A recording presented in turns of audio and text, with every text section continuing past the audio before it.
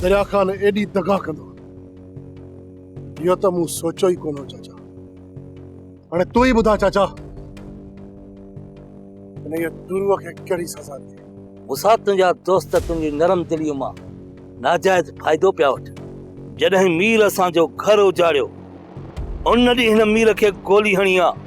इहे ॾींहं ई ॾिसणा न पवना न वरी को तुंहिंजो ॿियो दोस्त तोसां गद्दारी करे। हाँ हाँ चाचा तू सही पियो चए। पहिरियां असां सां मीर गद्दारी कई पोइ बख़्शन ऐं हाणे वरी सब जा सब नवाब जे चालुनि में ईंदा पिया वञनि ऐं मुंहिंजा सभई दोस्त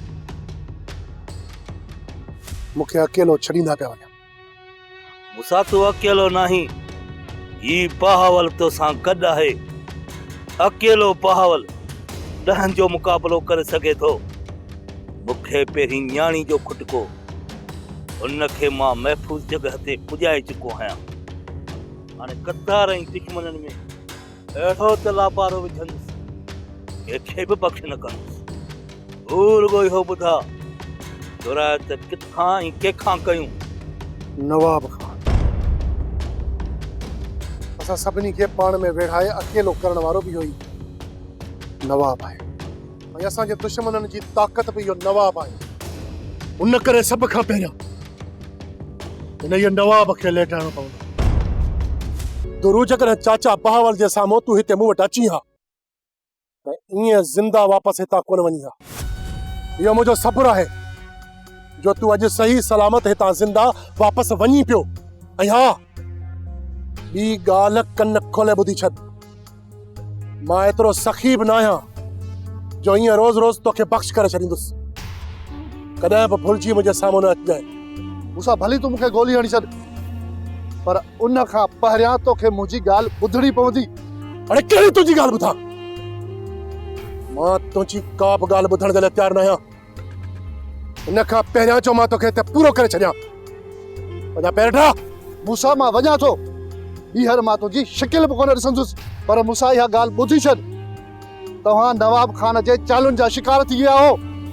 इहा ॻाल्हि मूंखे न मीर खे सम्झाई हा।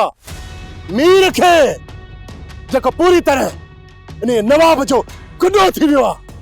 जीअं ई इहो मीर जेल मां निकितो आहे नवाब खान जे इशारनि ते नचंदो थो वधे ऐं तूं वरी साईं चङो मुड़ुस थी हुनजी सिफारिश खणी मूं वटि अची पहुतो आहीं।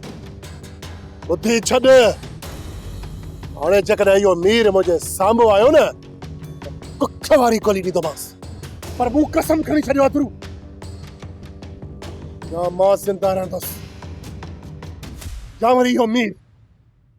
सोप सीरियल तकरार तमाम एपिसोड ॾिसो हाणे HD क्वालिटी में। विजिट कयो असांजो YouTube channel Sindh TV HD drama. Subscribe कयो असांजो official YouTube channel Sindh TV HD drama ऐं वधीक अपडेट लाइ बेल आइकन खे क्लिक करियो।